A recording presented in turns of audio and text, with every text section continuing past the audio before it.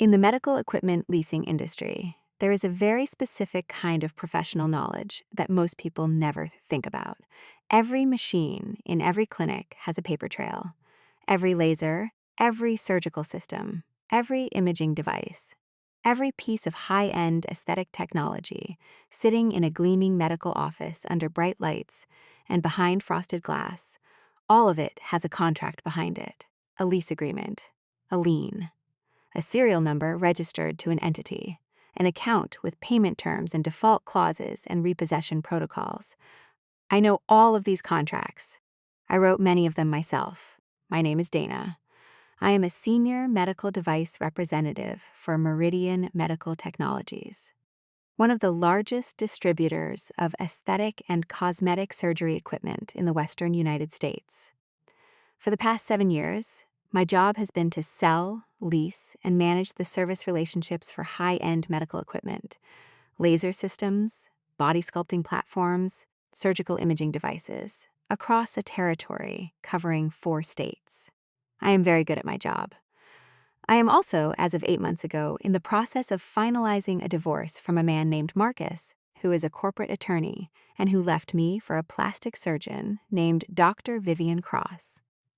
I want to tell you about the specific sequence of events that led me to schedule a repossession order for the Friday morning, when Vivian Cross had 8 consecutive cosmetic surgery cases booked, but to understand why I did it, and why I believe, with complete professional clarity, that I was entirely within my rights, you need to understand first how I found out, and how I felt when I did. Marcus and I had been married for 9 years. We had built what looked, from the outside, like a very functional, successful life. We owned a house in a good neighborhood. We had combined savings and investments that put us in comfortable financial territory. We had a shared calendar, a shared gym membership, and a shared inability to agree on what to watch on streaming services on Tuesday nights. We were not in love, exactly, the way we had been in the beginning, but I had decided, somewhere around year 6, that the steady, reliable architecture of a long marriage was a different thing from romantic love, and that it was worth protecting. I had made my peace with steady and reliable. Marcus had not made the same peace. He had, apparently, been making an entirely different kind of peace. The kind that involves a standing Thursday afternoon appointment at a wellness spa. That, I later discovered, was 3 blocks from Dr. Vivian Cross's medical office building. I found out the way people almost always find out about affairs in the modern era. Accidentally, through a phone. His phone had been charging on the kitchen counter while he was in the shower. A text notification appeared on the screen. I wasn't looking for anything. I wasn't suspicious. I was walking past the counter to get a glass of water. The preview text was 4 words long. Can't stop thinking about. That was enough. When Marcus came downstairs, I was sitting at the kitchen table with his phone in front of me. I didn't ask him to explain. I asked him one question. How long? He said, 7 months. He said it the way people say things when they have already decided what comes next. With the controlled, prepared delivery of someone who has been rehearsing. He said he was sorry. He said he hadn't meant for it to happen. He said Vivian was, and here his voice took on a specific involuntary warmth that told me everything about what he felt for her. Different. I handed him his phone. I told him to be out of the house by the weekend. He was. He moved into Vivian's house with a speed that confirmed he had already been prepared to do so for some time. I did not cry in front of him. I cried after he left, in the bathroom, with the door locked and the shower running. I gave myself 30 minutes. Then I turned the shower off, washed my face, and went to bed. I want to be honest about the first weeks after Marcus left. I was not, in those weeks, a strategist. I was a person in pain. I was a 41-year-old woman who had spent 9 years building a life with someone and had watched it disassemble in an evening. I ate badly. I slept poorly. I went to work, because going to work was the only structure that kept the days from collapsing into each other. I knew who Vivian Cross was. I had met her twice, briefly, in professional contexts, once at an industry showcase where I had demonstrated a new fractional CO2 laser system, and once at a continuing education event for aesthetic medicine practitioners. She was striking, poised, the kind of woman who holds a room's attention without appearing to try. I had thought at the time that she was an interesting professional contact. I had filed her name in the section of my memory reserved for potential future clients. She had been sleeping with my husband for 7 months. I processed this information in the way I process most difficult information, by working. I threw myself into my territory accounts. I visited clinics, reviewed contracts, followed up on service calls, and negotiated renewals. I kept moving, because if I kept moving, the grief had less surface area to attach to. It was during this period of compulsive therapeutic overwork that I found the contract. It was a Thursday afternoon in November, approximately 6 weeks after Marcus had moved out. I was working through my account review queue, a routine I perform every week, checking the status of all active lease agreements in my territory. Payment status, service calls, renewal timelines. I opened the account file for Vivian Cross Aesthetic Surgery, 400 Lakeview Medical Plaza. I stared at the screen for a moment. The address was completely familiar.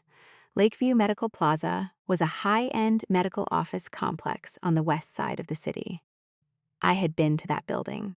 I had met Vivian there once, at that continuing education event. I scrolled through the account details. The equipment roster was substantial. A luminous light shear duet laser hair removal system, a Halo Pro fractional CO2 laser platform, valued at $180,000, a Vaser Lipo 4D ultrasound-assisted liposuction system, valued at $95,000, a SoftWave ultrasound body sculpting system, valued at $75,000, a Stryker surgical positioning system and table, valued at $55,000. Total equipment value under active lease contract, $405,000. The account had been opened 22 months ago. The lease agreement had been structured as a 60-month term with monthly payments of approximately $8,000. The signing representative on the Meridian side of the agreement was me. I scrolled back further. I had no memory of this specific contract. That was not unusual. I manage dozens of active accounts and have signed hundreds of lease agreements over 7 years. I had almost certainly visited the clinic during the proposal phase, toured the space, assessed their equipment needs, and structured the agreement. It was entirely possible I had met Vivian in her professional capacity before I ever met her at a conference and simply didn't connect the account to the person. But none of that was the part that made me stop breathing for a moment. The part that made me stop breathing was the payment history section. Every monthly payment was listed in chronological order. Payments 1 through 18 were marked as paid on time in full. Payments 19, 20, 21, and 22 were marked asterisk late, pending Coction Rue. Four consecutive months of late payments, overdue by anywhere from 12 to 41 days each. The most recent payment, due 6 days ago, had not been received at all. I stared at the payment history. I understood immediately why it hadn't been escalated. Our collections team was understaffed, and a single account with a delinquency history of this level often sat in a queue for months before anyone formally addressed it. It wasn't fraud. It wasn't intentional negligence. It was the ordinary friction of a large organization. But it was also, under the terms of the lease agreement, a clear and documented breach of contract. I pulled up the standard Meridian lease agreement template, Section 14, subsection C. In the event that lessee fails to remit any payment within 30 days of the scheduled due date for 2 or more consecutive payment periods, Meridian Medical Technologies retains the right, at its sole discretion, to issue a notice of default and initiate equipment recovery proceedings, with a minimum advance notice of 24 hours provided to the lessee. 4 consecutive late payments, the most recent one entirely absent. The contract language was unambiguous. It was not a gray area. It was not a matter of interpretation. The right to initiate repossession was mine to exercise, within my account portfolio authority, following the standard internal approval process. I sat at my desk for a long time. The equipment in Vivian Cross's clinic had nothing to do with her affair with my husband. The late payment history had nothing to do with me personally. The repossession rights existed because a contract had been breached, not because my marriage had been destroyed. These were all entirely true statements. I also knew, with equal clarity, that I was sitting at my desk at 7 o'clock on a Thursday evening, running an account review I don't typically run until Friday morning. On a week when I was still sleeping badly and eating badly and waking at 3:00 a.m. to lie in the dark of a house that felt too large. I knew what I was thinking about doing, and I knew, with the professional precision of someone who has managed complex contracts for 7 years, exactly how to do it correctly, legally, and in a way that no one could reverse in time to matter. I opened a new window in our contract management system and began drafting the notice of default. Initiating a medical equipment repossession order is not as simple as sending an angry email. It requires a formal, multi-step process designed to protect the leasing company from liability. First, the delinquency must be verified by the accounts receivable department.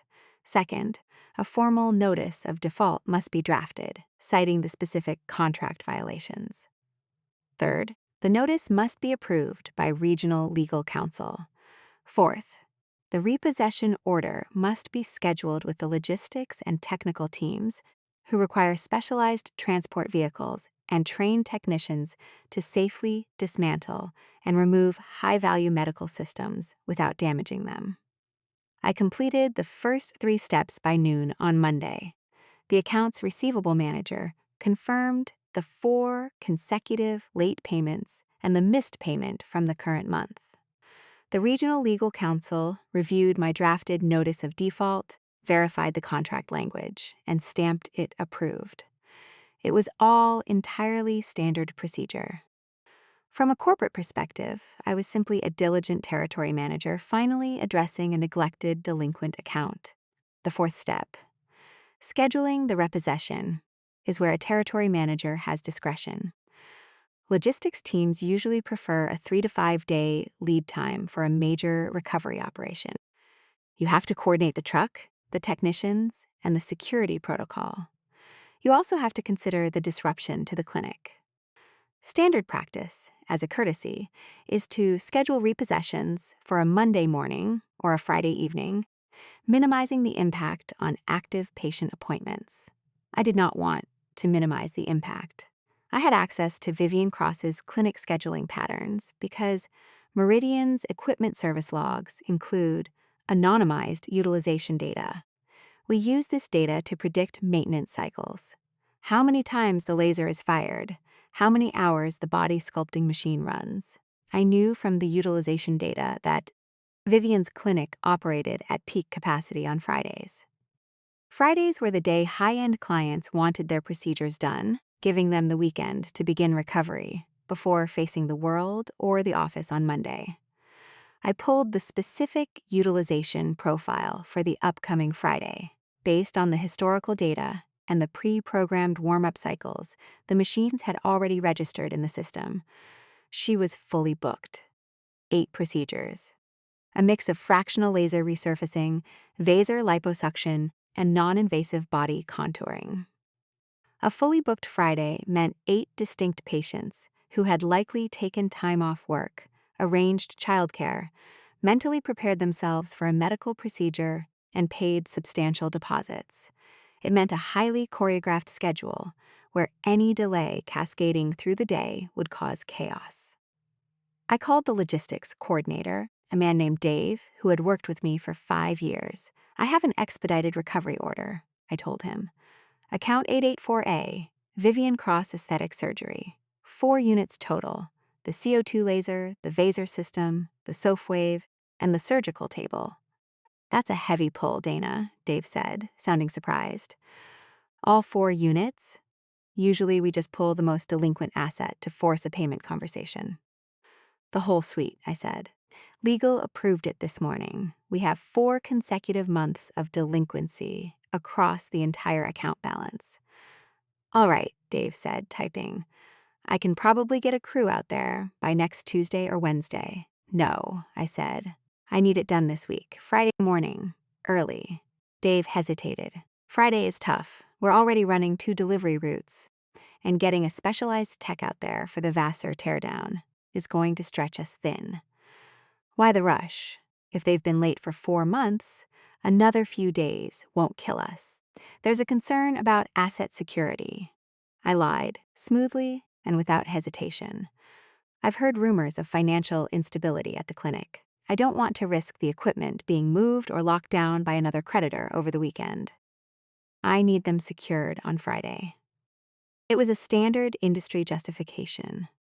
In the high-end aesthetic business, clinics can go bankrupt quickly and messily, and creditors often race to secure the physical assets before the doors are padlocked.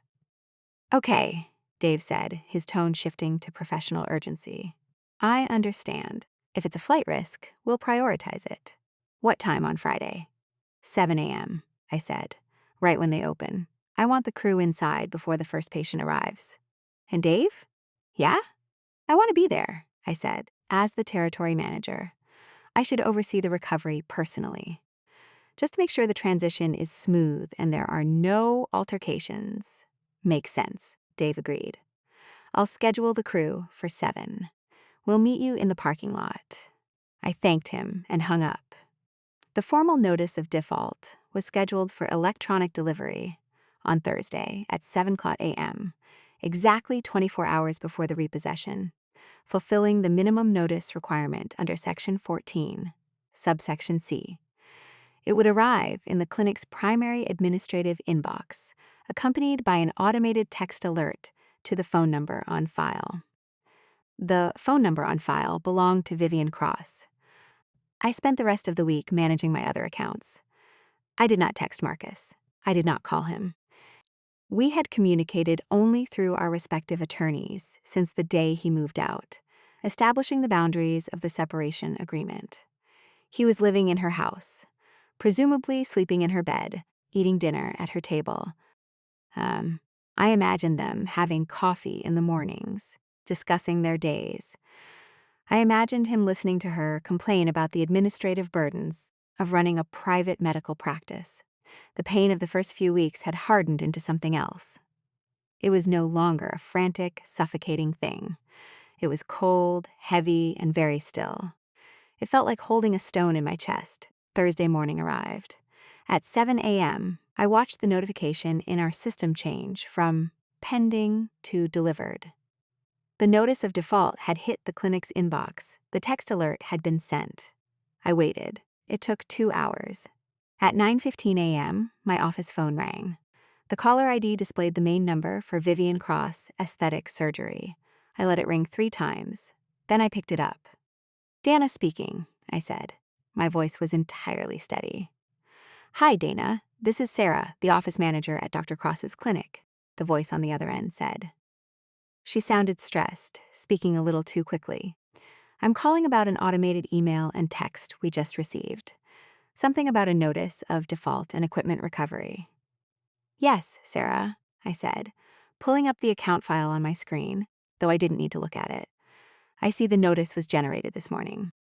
It's regarding the delinquent balance on account 884A. Right, yes, I see the balance, Sarah said, the panic edging closer to the surface. There's been a mix-up with our accounting software. We transitioned to a new system 3 months ago, and the Meridian lease payments must not have transferred over to the automated payable queue. I am so sorry about this. I understand, I said. Software transitions can be difficult. I can authorize a wire transfer for the full past due amount right now, Sarah offered eagerly. We can clear the balance today. Can you cancel the recovery order? This is the moment where the rules of corporate leasing become very important.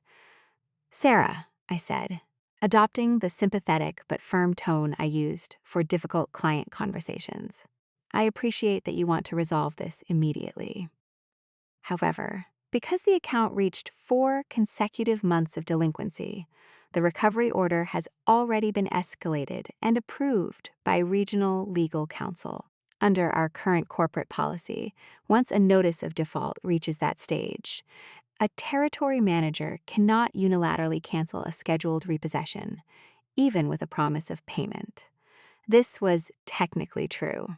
I could request a cancellation, but I would have to submit a formal appeal to the legal department, explaining why I was overriding an approved recovery on a severely delinquent account, and I was under no obligation to make that request.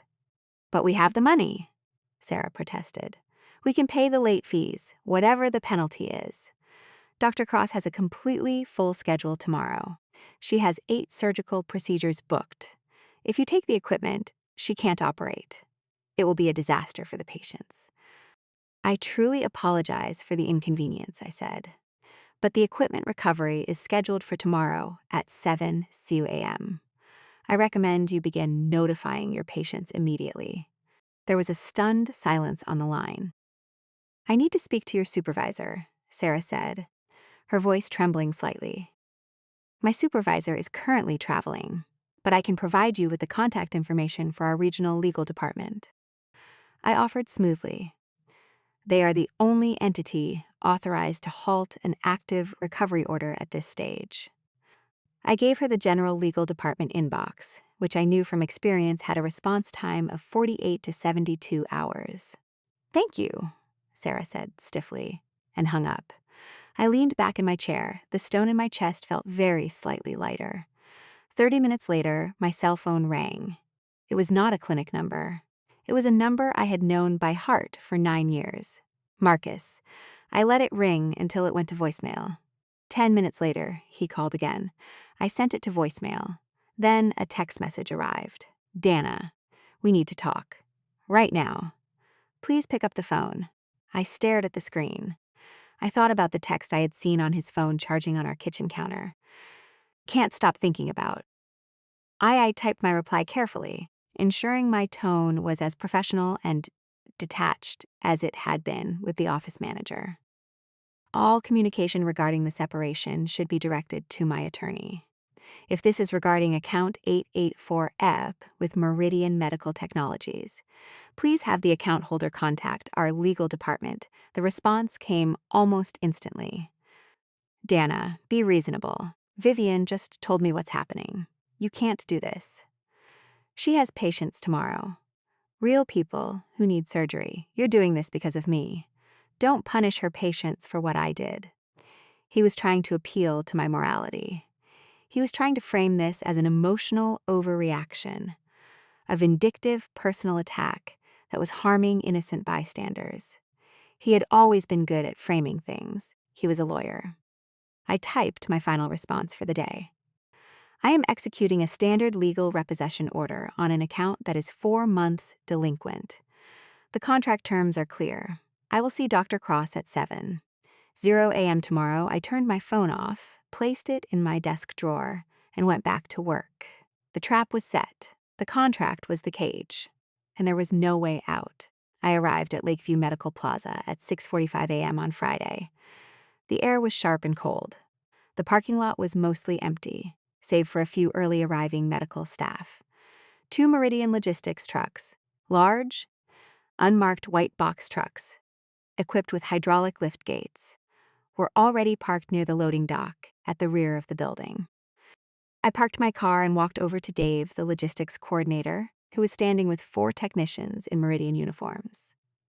Morning, Dana, Dave said, handing me a clipboard.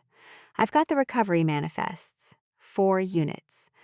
We'll need to secure the Vaser system first. It takes the longest to prep for transport. Are we expecting trouble? The clinic staff may be uncooperative, I said, reviewing the paperwork. They are aware of the delinquency, but will likely try to delay the removal. Follow standard protocol. Do not engage in arguments. If they attempt to physically obstruct the equipment, step back, and we will call building security or the police. Dave nodded. He had done this enough times to know the drill. Understood. Let's head up. We took the service elevator to the 4th floor. The glass doors to Vivian Cross Aesthetic Surgery were unlocked, but the reception area was dark, illuminated only by the ambient light from the hallway. A cleaning crew had likely just finished. We walked through the doors. Meridian Medical Technologies, I announced clearly into the quiet space. We are here to execute a repossession order. A light flipped on down the hallway. Footsteps approached rapidly. Sarah, the office manager I had spoken to the day before, appeared. She was clutching a stack of patient files. When she saw the 5 of us, 4 burly technicians with heavy-duty dollies and me in a sharp business suit, her face drained of color. "You actually came," she whispered. "Good morning, Sarah," I said, maintaining absolute professional detachment. "This is the recovery team. We will be removing the assets listed on the manifest. We'll start with the surgical suite. Dot. Wait, please. Wait," Sarah stammered, stepping into the hallway to block our path. "Dr. Cross isn't here yet. She's on her way. You can't take the equipment without speaking to her." "The legal notice was served yesterday morning," I replied. "The presence of the principal is not required for a commercial repossession." "Dave, if you could proceed to operating room 1 for the Vaser platform." "No!" Sarah almost shouted, throwing her arms out. "The first patient is arriving in 20 minutes. She's having a full-body contouring procedure. We have to have that machine." "Sarah, please step aside," I said calmly. "If you physically obstruct our team, I will be forced to contact building security and document this as an attempted interference with a legal recovery process." Sarah looked at the technicians, who stood passively, waiting for my signal. She looked at me. She dropped her arms and stepped back against the wall, pulling out her cell phone. Her hands were shaking as she dialed. The technicians moved past her down the hallway. I stood in the reception area, holding the clipboard, listening to the heavy, methodical sounds of Dave's team working, the hum of power tools, the clatter of metal dollies, the distinct sound of expensive, delicate machinery being decoupled from its power sources and prepped for transport. It sounded like a clinic being dismantled. Because it was. 10 minutes later, the elevator doors in the hallway pinged open. Quick, sharp footsteps clicked across the tile. Dr. Vivian Cross burst through the glass doors.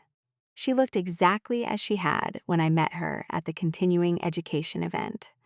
Impeccably groomed, expensive clothes, an aura of demanding authority. But the authority was currently fractured by panic. She stopped in the center of the reception area when she saw me. She knew who I was. I could see the recognition register in her eyes, followed immediately by the realization of exactly how these 2 separate halves of her life had just violently collided. "Dana," she breathed. "Dr. Cross," I said. "Meridian Medical Technologies is executing a recovery order on account 884 due to 4 months of payment delinquency." "This is insane," Vivian said, her voice rising. She marched toward me. "You can't do this. I have the money." "Sarah told you yesterday we have the money. I can write you a certified check right now for the full balance plus any penalties." As I explained to your office manager yesterday, the account has passed the point where a field representative can accept a cure of default, I said, reciting the corporate policy with practiced smoothness. "The recovery must proceed. You will need to contact the legal department to discuss terms for a new lease agreement, subject to a credit review." "A credit review?" Vivian almost shrieked. "I don't need a credit review. I need my equipment. I have an $80,000 surgical schedule today." "I recommend you begin contacting your patients to reschedule," I said. Down the hallway, Dave and another technician emerged, rolling the massive $95,000 Vaser lipo system on a specialized dolly. They navigated it carefully past Vivian. Vivian watched it go, her face pale. Then she turned back to me, her eyes narrowing. The panic began to recede, replaced by a cold, furious understanding. "This isn't about the payments," she said, her voice dropping to a harsh whisper. "This isn't about a corporate policy. It is entirely about the payments," I replied evenly. "If the account were current, I would not be here." "You're doing this because of Marcus," she accused, stepping closer. "You found out he's with me, and you're using your job to destroy my business out of pure, vindictive jealousy." "I am performing my professional duties as a senior territory manager," I said. "I enforce the terms of our lease agreements. Your clinic breached its agreement. The consequences are standard across all delinquent accounts." "I will sue you," Vivian threatened, pointing a finger at me. "I will sue you personally, and I will sue Meridian. I will claim tortious interference with my business. I will tell your superiors exactly why you orchestrated this." This was the moment of maximum risk. This was the moment where an emotional reaction from me would give her the ammunition she needed to frame this as a personal vendetta rather than a legal repossession. I did not give it to her. I looked at her with a level of detachment that I had cultivated over 7 years of dealing with difficult surgeons and hospital administrators. "Dr. Cross," I said, my voice quiet and utterly devoid of emotion, "you are welcome to contact our legal department with any claims you wish to make. However, I must advise you that our system records show 4 consecutive months of non-payment. We have the automated email logs confirming delivery of the monthly invoices.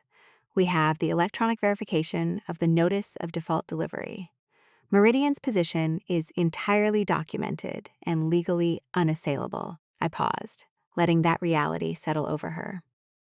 "If you choose to initiate litigation," I continued, "Meridian will countersue for the remaining balance of the 60-month lease terms, plus legal fees, as stipulated in Section 18 of your signed agreement. Furthermore, the details of your financial delinquency will become part of the public court record. For a high-end aesthetic practice, I imagine public documentation of financial instability is not ideal for client acquisition."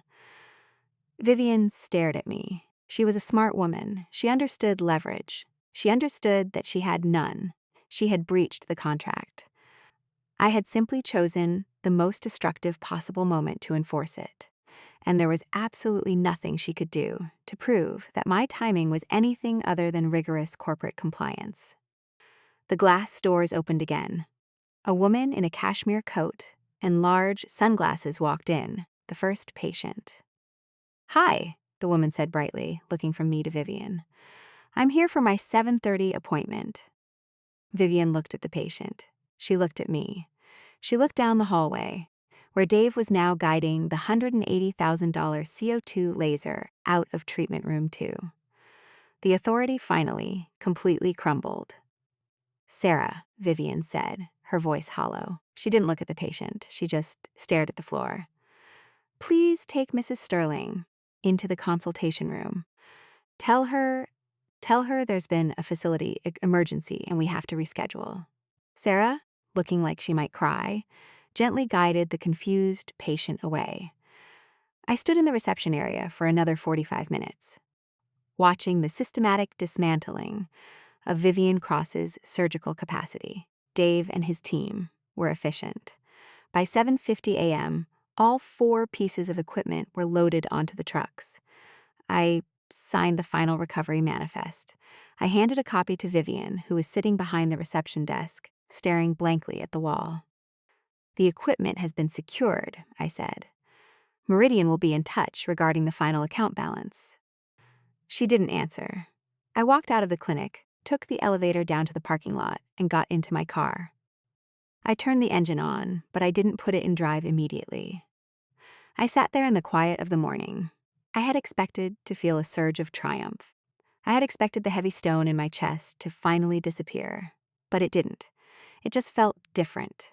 It felt like I had successfully executed a complex, high-stakes professional maneuver, which I had. I had protected my company's assets and enforced a legal contract flawlessly. The fact that the person whose life I had just severely disrupted was the woman sleeping with my husband was, technically speaking, entirely coincidental to the paperwork. I put the car in drive and headed toward my next appointment. I had a busy Friday ahead of me. When you work in corporate sales and territory management, there is a specialized unit within your company that you hope never to interact with. It is called the Office of Corporate Compliance. Their job is not to protect you. Their job is to protect the company from you. 4 days after the Friday morning repossession, I received a calendar invitation for a mandatory meeting with the regional VP of sales, the director of human resources, and a senior compliance officer. The meeting subject line was simply, Account 884 Grievance Review. I knew immediately what Marcus had done. As a corporate attorney, Marcus understood exactly how to weaponize institutional bureaucracy. He knew that Vivian could not fight Meridian Medical Technologies in open court over a documented contract breach. But he also knew that large corporations are terrified of negative PR, specifically regarding unethical employee behavior.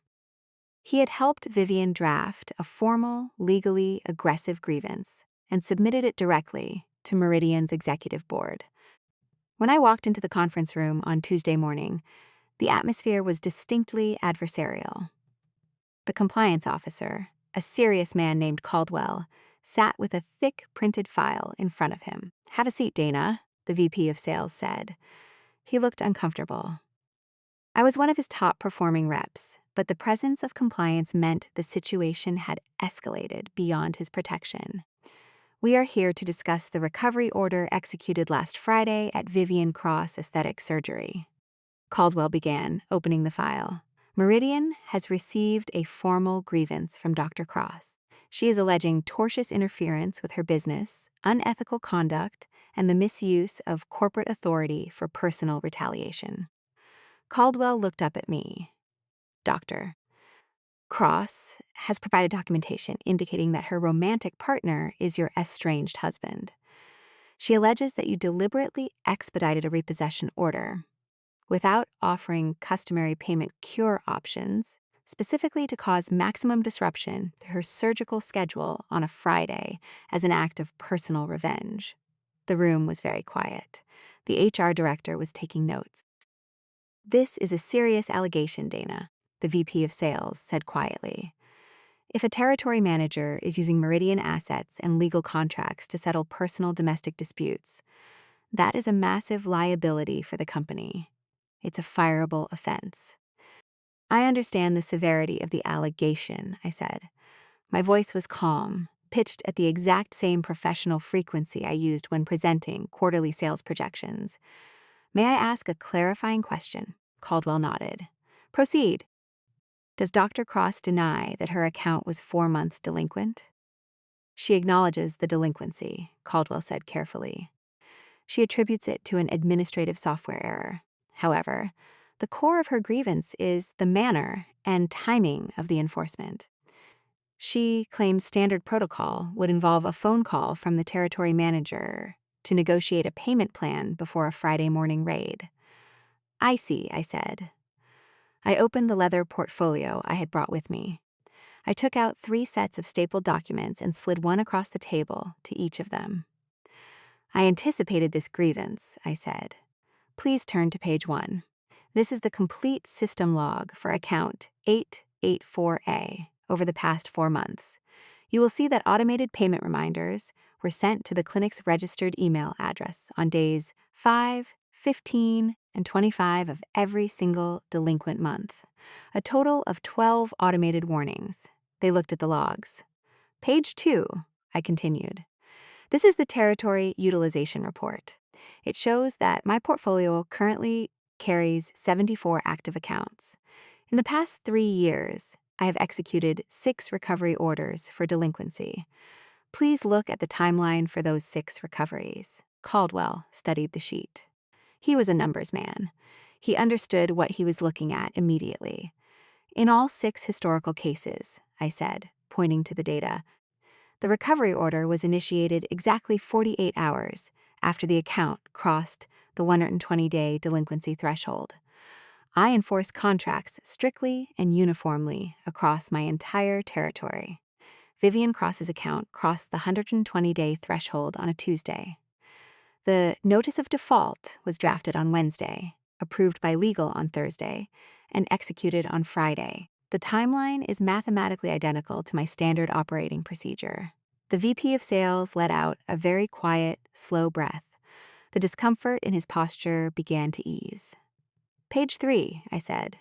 "This is the transcript of the phone call I received from Dr. Cross's office manager Oppastratter on Thursday morning, immediately after the notice of default was delivered. As you can see, I followed Meridian protocol verbatim. I informed her that the recovery had been escalated and approved by regional counsel, and I directed her to the legal department. I did not raise my voice. I did not mention my personal life. I closed my portfolio and folded my hands on the table. I am a senior territory manager, I said, looking directly at Caldwell. My job is to protect Meridian's physical assets and financial interests.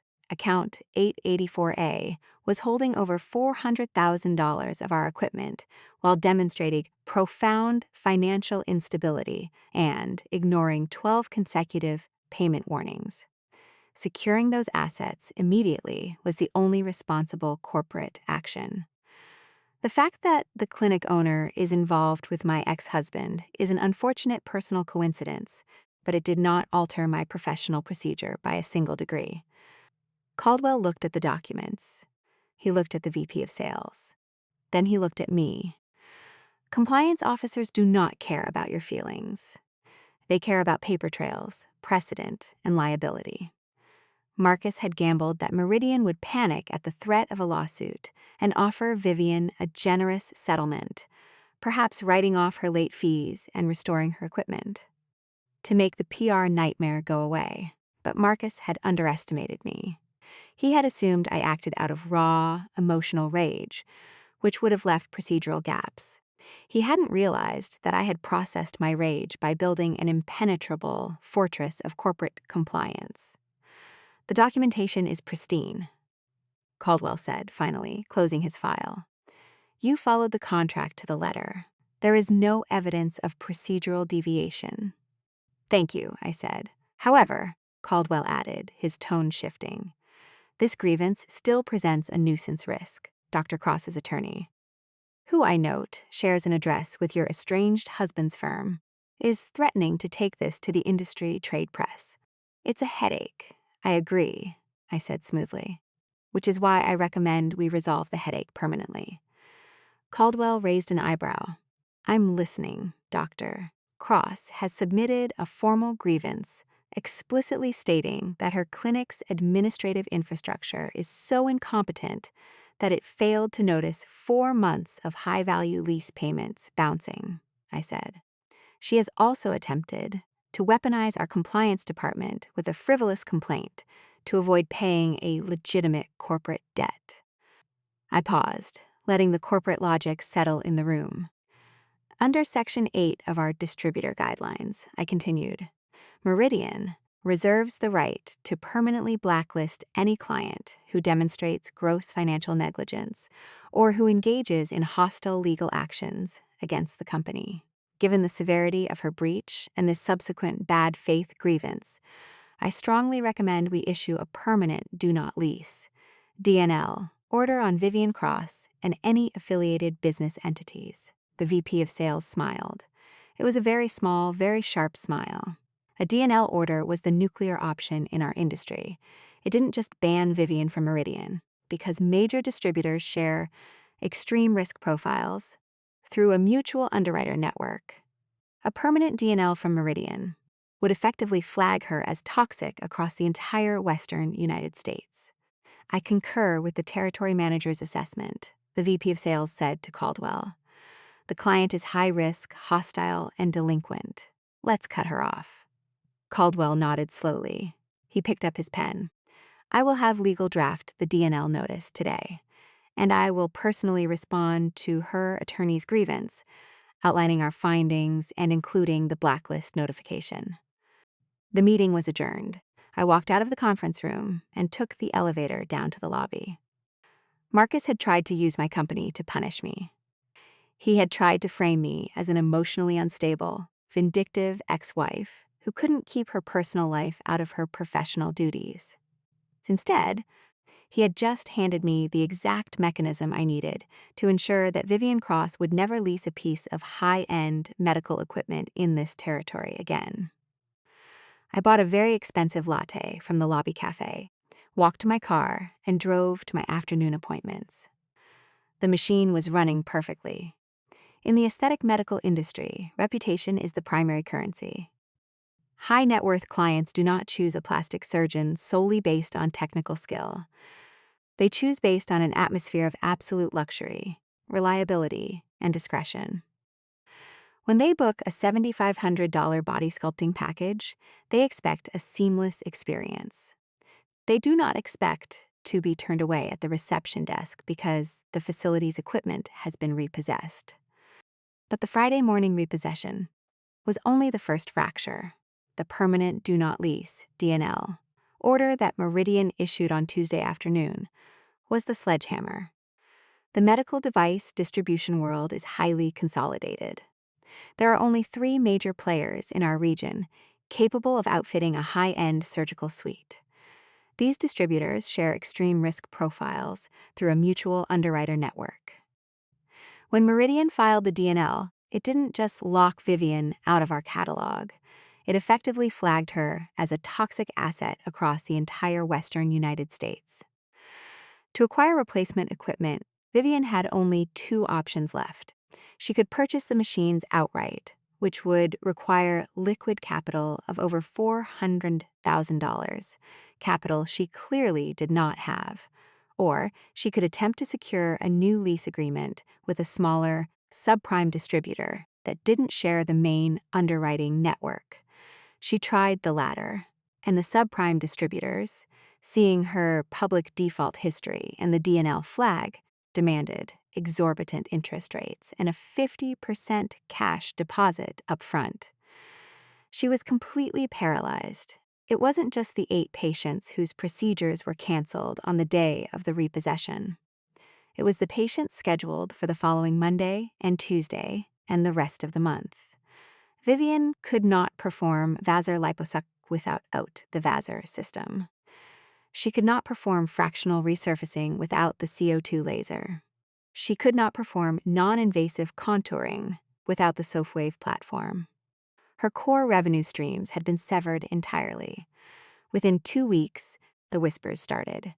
In our city, the high-end aesthetic market is a very small, very chatty ecosystem.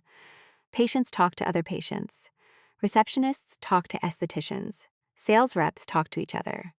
The story of Vivian Cross having to cancel a full day of surgeries because her machines were literally rolled out. The door spread rapidly. The narrative shifted from Dr. Cross is an innovative, sought-after surgeon to Dr. Cross is having financial difficulties and her clinic is unstable. VIP clients, the ones who drove the bulk of her profit margins, began quietly canceling their future consultations and booking with her competitors. Nobody wants to undergo elective surgery at a facility that might not be able to pay its light bill. I watched this happen not through any vindictive snooping, but through the normal channels of my job. Competitor reps love to gossip about vulnerable accounts. Within a month, Vivian's clinic had become a cautionary tale in the territory.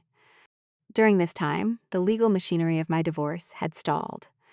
Marcus's attorney had initially been aggressive, pushing for a highly favorable division of our joint assets. Marcus was, after all, a corporate litigator. Aggression was his default posture. But after his disastrous attempt to weaponize my company's compliance department, his posture changed. The aggressive settlement demands stopped. His attorney became remarkably quiet. 3 weeks after the DNL order was issued, Marcus called me. This time, I didn't send it to voicemail. The initial shock of the betrayal had settled into that cold, hard place in my chest, and I felt entirely capable of having a conversation with him without losing my equilibrium. "Hello, Marcus," I said. Dana, he said. His voice sounded different. The polished, confident cadence he usually employed was gone. He sounded tired. Are you willing to talk to me? We're talking now, I said. Vivian's clinic is bleeding out, he said bluntly. She can't get new leases. She's had to refund over $90,000 in deposits for procedures she can't perform. She's looking at having to close the Lakeview location and declare commercial bankruptcy if she can't get equipment in there by next month. That sounds like a difficult professional situation, I said, my voice maintaining the neutral cadence of a corporate representative. You broke her, Dana, he said.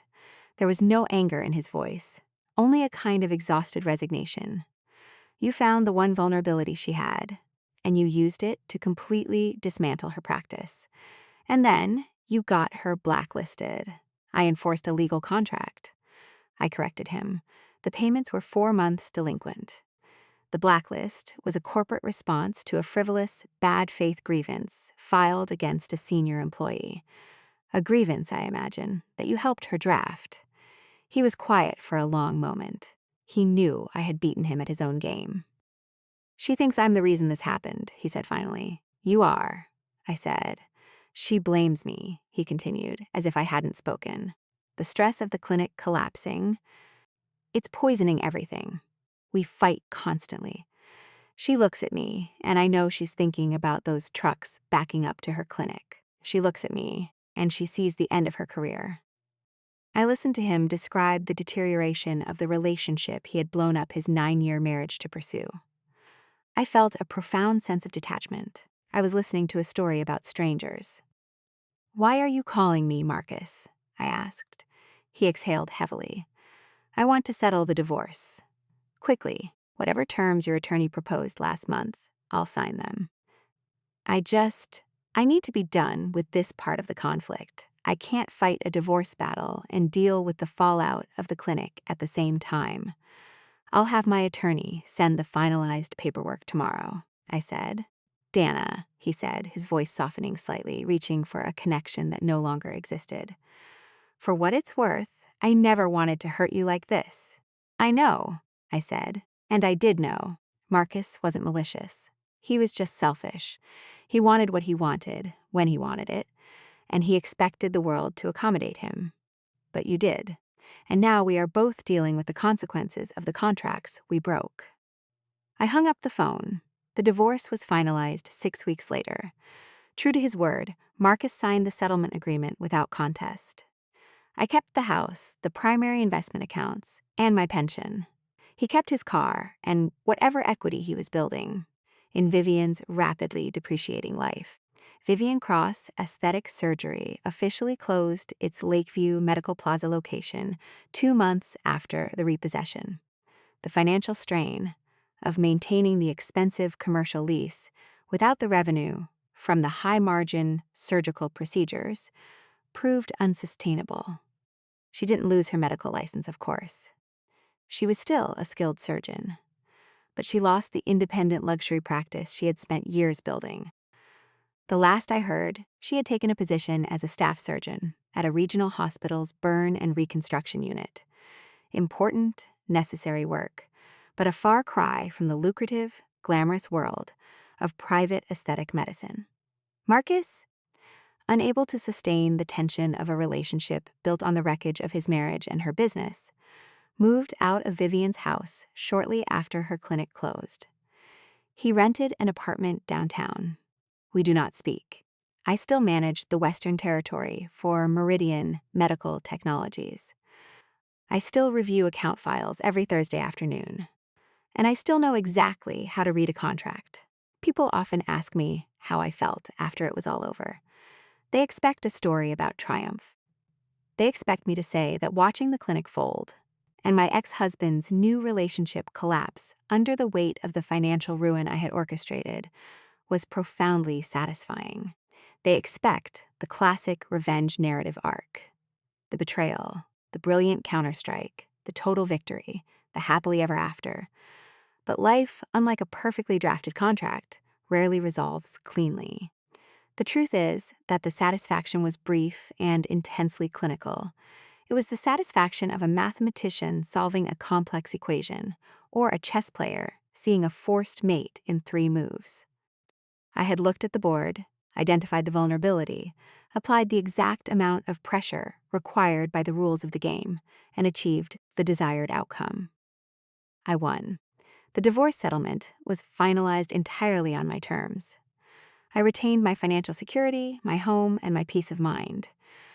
I didn't have to spend years fighting a costly legal battle with Marcus over assets because he was too exhausted and broken by the collateral damage of his affair to fight me.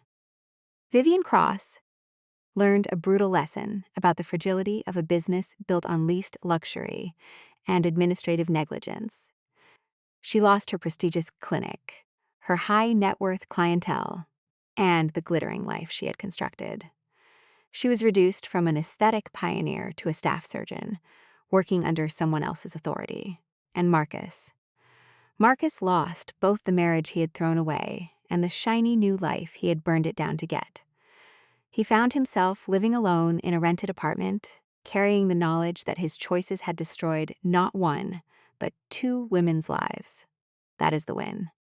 It is undeniable, complete, and legally unassailable. But I promise to tell you the truth, and the truth includes the cost. The cost is not financial. The cost is what happens to you when you realize exactly what you are capable of doing to another human being while remaining perfectly within the bounds of your professional duties. Before the repossession, I believed myself to be a fundamentally compassionate person. I believed I was the kind of woman who would take the high road, who would process grief with dignity, who would never use my institutional power to inflict deliberate suffering. The repossession taught me that I am capable of tremendous, calculated cruelty. I knew what pulling that equipment on a Friday morning would do. I didn't just know it abstractly, I knew it viscerally. I knew the panic Vivian would feel. I knew the humiliation she would suffer in front of her patients. I knew the devastating ripple effect it would have on her business reputation. I knew all of this, and I executed the order anyway. I hid behind the armor of corporate policy and contract enforcement, but in the quiet of my own mind, I knew exactly what I was doing.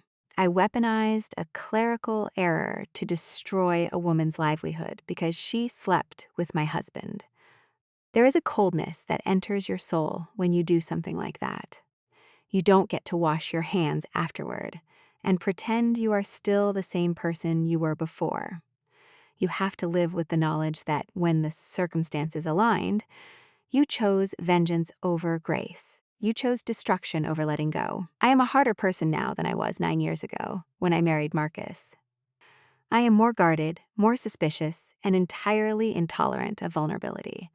I trust contracts. I do not trust people. This is the weight I carry. It is the cost of my perfect victory. I still manage the Western Territory. I still write the leases, audit the accounts, and enforce the terms. But when I look at a delinquent account now, I pause. I ask myself what is happening behind the ledger. I wonder if there is a messy human catastrophe driving the missed payments, and I ask myself if I truly need to be the one to deliver the final blow. Most of the time, the answer is still yes. The contract is the contract, but the pause is there. It is the only penance I can offer for the Friday morning I chose to be a machine instead of a person. I do not regret what I did.